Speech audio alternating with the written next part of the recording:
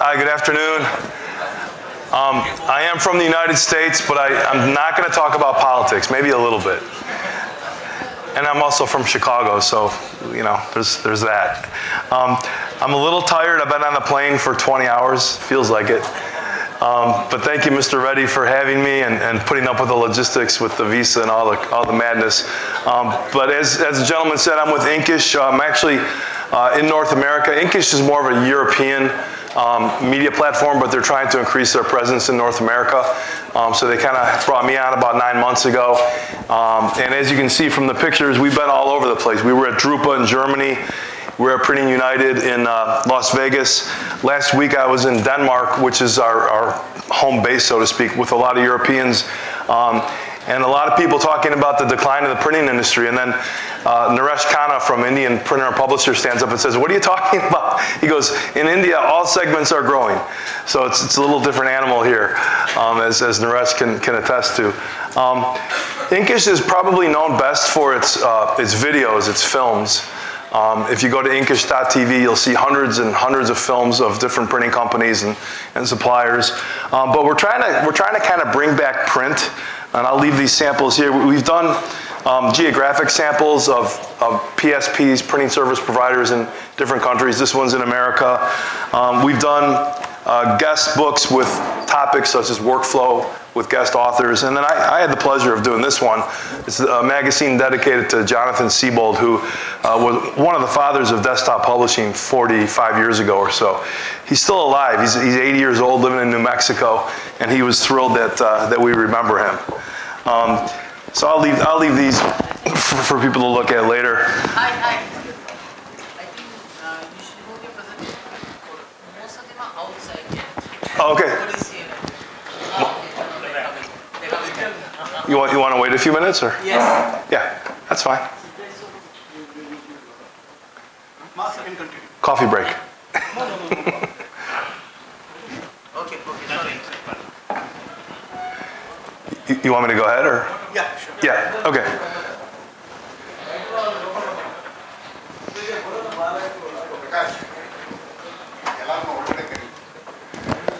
So I'll continue. Hopefully they'll come back in.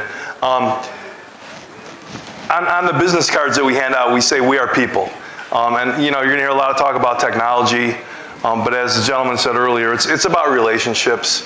It's about you know, who you're selling to, who's buying from you, networking, which is kind of why we're all here. So we try not to lose sight of the people, the high touch aspect of what we do. The other thing that I want to address today is just kind of, you know, where the industry is heading from a global basis. And if I can leave you with a thought or two to take away today, that's my goal. You know, something that maybe you haven't thought about. You know, where we are in the world matters. As I said, a lot of growth here in India, not so much growth in other countries, although packaging, you know, is kind of saving printing, as you know. Market dynamics are different. The world's changing, as we said earlier, and that impacts the way that we sell equipment and software and related products. So that's kind of where we're going with this. You know, we all have door knockers, right? And somebody trying to sell you something. This is a picture of a Parkash cold set machine, which we don't see in North America, and I don't think they see it in Europe. But you know, when you see a piece of equipment like this, questions arise about maintenance and service and safety.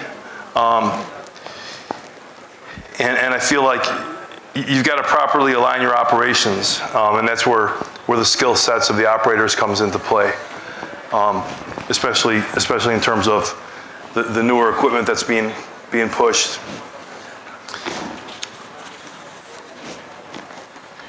Again, where we're at matters. You know, geography. As you can see here, the Indian pressman faces challenges. Global salary disparities. Of course, cost of living factors in there. As I said, India is a big growth market. it was interesting, last week, Naresh mentioned that there's at least 25 private equity firms that are interested in investing in packaging sector here in India. Probably more like 30 plus.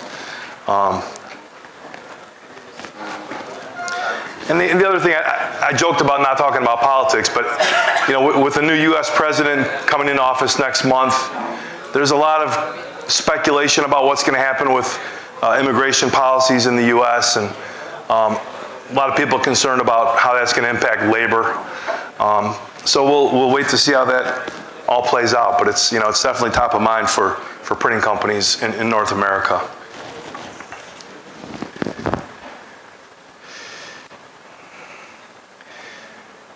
So how do we compete? This is an example of what you call visiting cards here. Other places we call them business cards. Pricing is eight times higher in America. Vastly different. So this is one of the things that people in different geographies are dealing with. And then the other thing that I wanted to touch on was, we were at Drupa. Drupa is, I don't know how many of you may have been there, but it's not what it was. And the exhibitors seem to be happy with the quality of the leads that they get, but attendance is down for several different reasons. There's the COVID effect, and Drupa kind of having a rebound. There's the Chinese market impact with European and North American companies selling into China. But it kind of begs the question about the relevance of trade shows like Drupa and Printing United and where they're going to be, down the road. If it's going to continue this way, there was an announcement made at Drupa with some kind of alliance with Printing United, and they announced that something was going to happen, and then they never really said what was going to happen. So we're all still waiting to hear what that's going to be.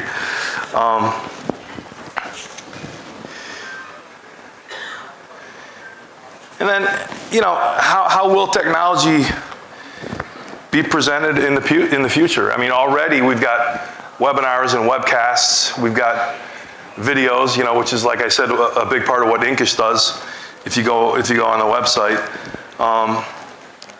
and then you've got manufacturers like Heidelberg who they weigh the cost and effect of a trade show, and if you're serious about buying a press, they'll fly you to Kennesaw, Georgia, and you can bring your wife, and they'll wine and dine you all weekend, and it's just more cost effective to do it that way for a lot of the manufacturers.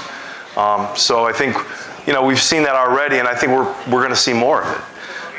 Again, begging the question about the trade shows and whether they're going to be effective going forward. Unfortunately, my video is not working here, but you've probably seen this before. But it's kind of the Amazon effect. This is a book printing example, and I'm gonna get more into this in a minute. But there's the book printing side of it, and then there's also the logistics side, which is, if you haven't seen it, just Google Amazon logistics, and the videos will pop up. But the long tail model is kind of where I'm going with this, and this is a really good read, the book in the corner, if you haven't seen it. And in a book publishing context, we talk about digital printing and the personalization of digital printing, but it's more than that. It's serving niche markets, the whole product of one idea or concept. Where a publisher might have 300 titles, and they don't need a middleman. They don't need a warehouse.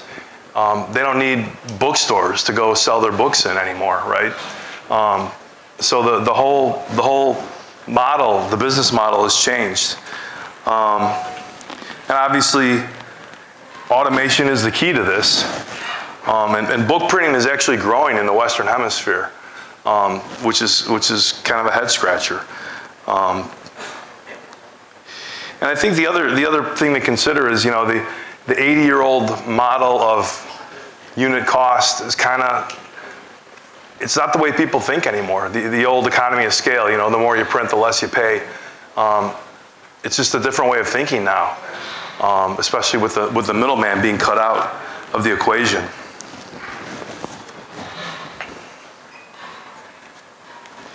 You know, this is something that's of interest, the traceability of packaging going forward.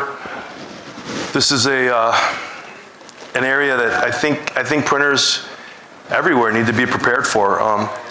And we feel strongly that legislation about this is going to be coming to developing countries. And you know, it's a challenge, but it's also an opportunity. Some of the new laws, they're going to likely demand full traceability for consumer safety, counterfeit prevention, sustainability.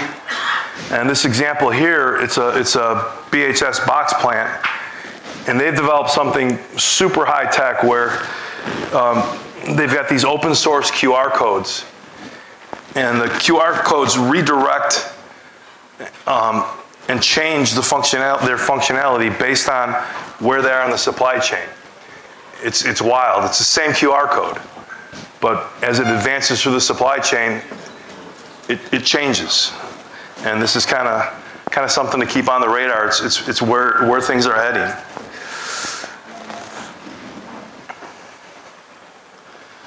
Again, as the gentleman from Sri Lanka said, you know, we've got to think differently. The old way of thinking in terms of how many employees a company has or the volume of paper that they're pushing out or tech investments, it's kind of, we have to rethink the way we measure things and the metrics that we use. So much of what the printing industry reports is kind of outdated. Not so much about these points as it is about, you know, profitability and value, adding value, adopting smart automation and technology. Again, those are the key points to take away.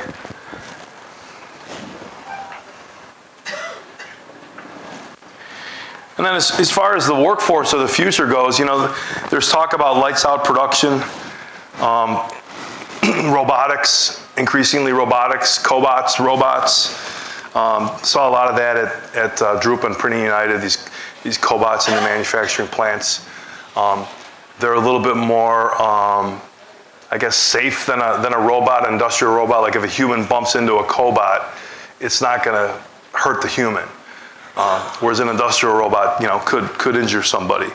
The Internet of Things is you know, huge and growing. Workflow automation, all these things dominate the landscape. And you know, it's here. And if you, again, I apologize, my video's not working, but if you just Google lights out production, you'll see examples of it. So again, it's here already. So be prepared, because I think the automation is just going to keep on getting you know, better and better. The other thing is connectivity. Again, even more integrated system communication, systems talking to each other, open architecture, AIPs, again, Internet of Things. All this stuff is just gonna keep growing next year and beyond.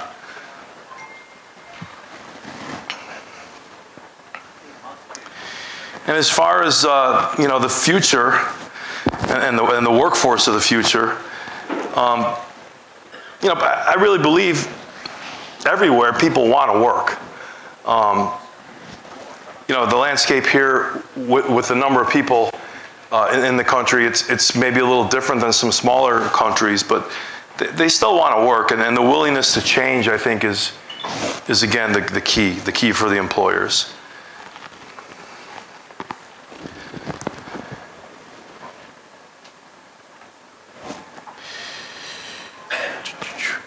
Oh, I'm sorry, I skipped ahead. But again, embrace change, and I think this is the reassuring part of it. Those who are willing to adapt will continue to find meaningful work in the evolving landscape.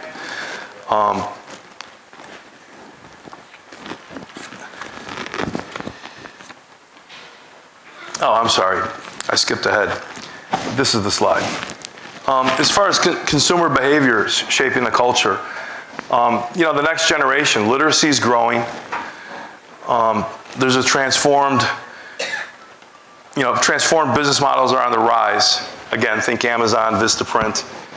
And as the gentleman said earlier, a lot of younger people are concerned about sustainability, recycling, you know, waste, what we're putting in landfills.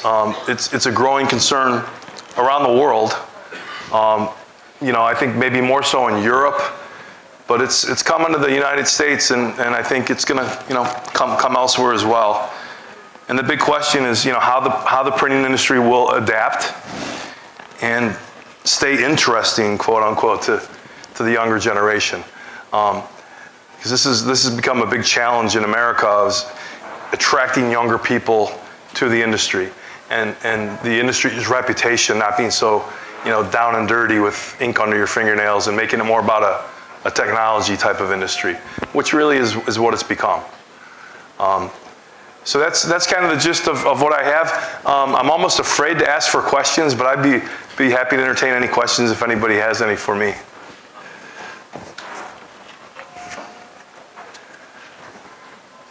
If not, we proceed. Okay, Mark. In a nutshell, you give us the exact representation in your country as what we should expect in our country. It was enlightening, and your title, where is the print heading, actually? It's a long, long question to, you know, wonder on. And with the Drupa, you know, the trade fairs coming down, and as you said, people are picked up and taken to the factory to show. That's more economically priced, and economics is the basic thing. Because of competitiveness, people want to reduce prices, but there is no way they can reduce, so overheads have to reduce. So spends have to reduce. Product of one, the book factory. Even in India, we have one book factory, and there's a company known as Repro India. It has 2 plants in India, and it works on the basis of one book factory. Even they have offices in US, so publishers around the world, you know, don't have to sell titles from a bookstore. They just print, and it has franchising printers who print the job, one book factory, and the logistics like Amazon and Flipkart over here distribute it. So they have to work in collaboration so that a single book can be reached any part of India. India being vast, you know, you need to have those franchising print partners to provide them with the solutions. Yes. And traceability is a big thing, and for you printers, that's the next thing that is going to hit, which has already hit the garment industry. And we have garments like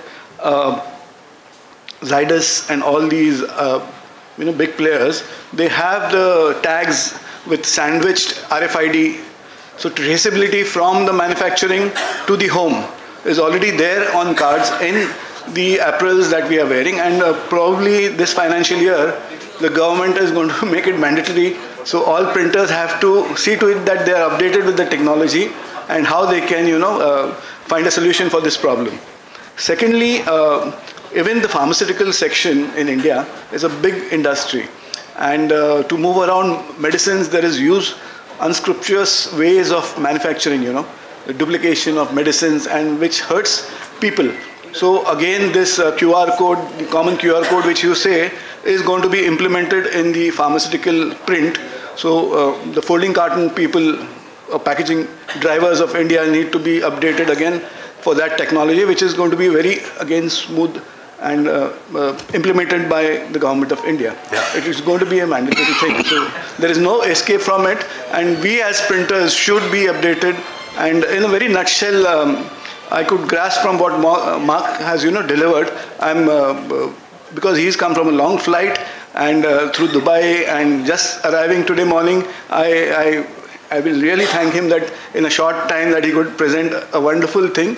And to me, I mean, we should, and I can see that his eyes are still, you know, but nevertheless, he's tried to, the video is not working, but that has not, you know, his morale is kept alive by the talk. And I thank you, Mark, for coming for such a short time, but from a very long distance. And you have, it's an honor to have you here.